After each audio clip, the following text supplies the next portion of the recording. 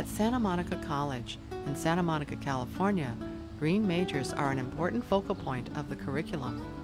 At Santa Monica College, we are committed to greening the curriculum. The Environmental Affairs Committee is in the middle of a campaign to go department to department, encouraging people to incorporate ecological literacy into their existing curriculum.